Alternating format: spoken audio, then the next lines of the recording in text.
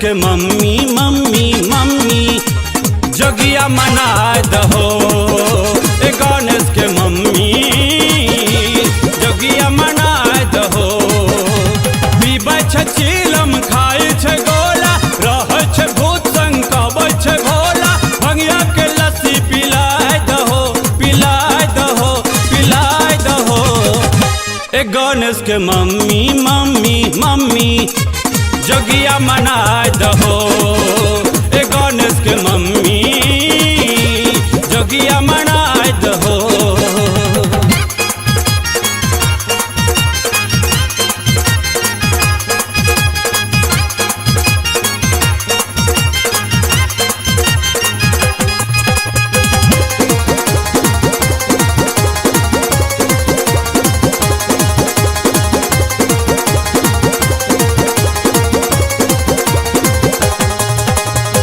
बैसे छै कैलाश के ऊपर भूत प्रेत से संग छै।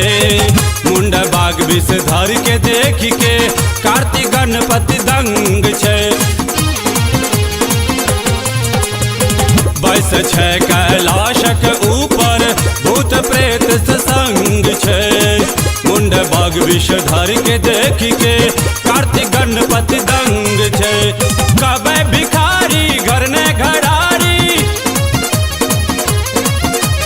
पल्सर के युग में बसहा सवारी।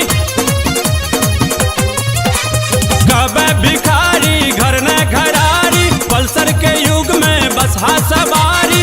इंद्रो आवास दिलाए दहो, दिलाए दहो, दिलाए दहो। ए गणेश के मम्मी मम्मी मम्मी जोगिया मनाए दहो। ए गणेश के मम्मी जोगिया मनाए दहो।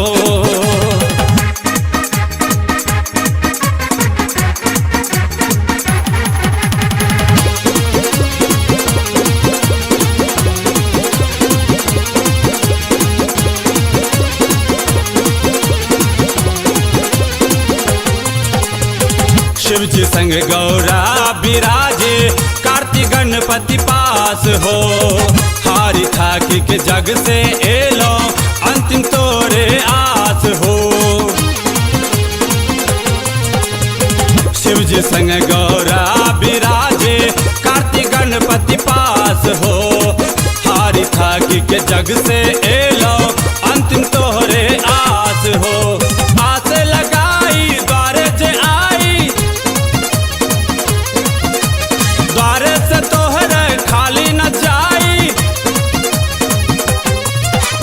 आसे लगाई द्वारे जे आई, द्वारे से तोहर खाली न जाई। भंगिया पीछे में रखवा दहो, रखवा दहो, रखवा दहो। ए गणेश के मम्मी मम्मी मम्मी जोगिया मना दहो। ए गणेश के मम्मी जोगिया मना दहो।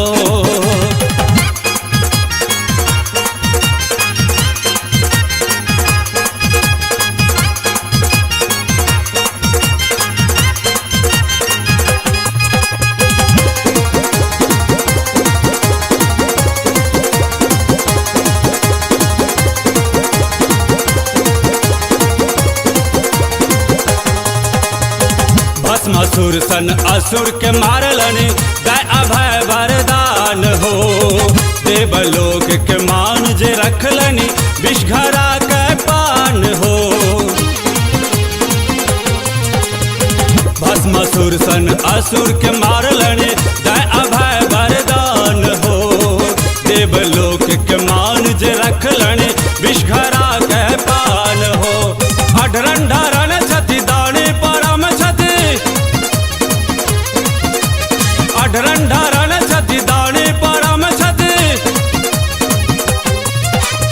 अढरन ढरन छति दानी परम छति, अढरन ढरन छति दानी परम छति। रूपेश के बिगड़ी बना दहो, बना दहो, बना दहो।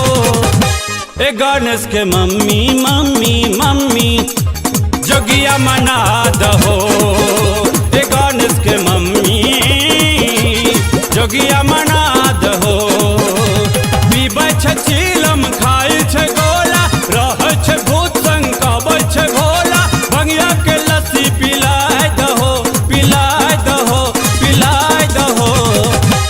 गणेश के मम्मी मम्मी मम्मी जोगिया मनाए दहो।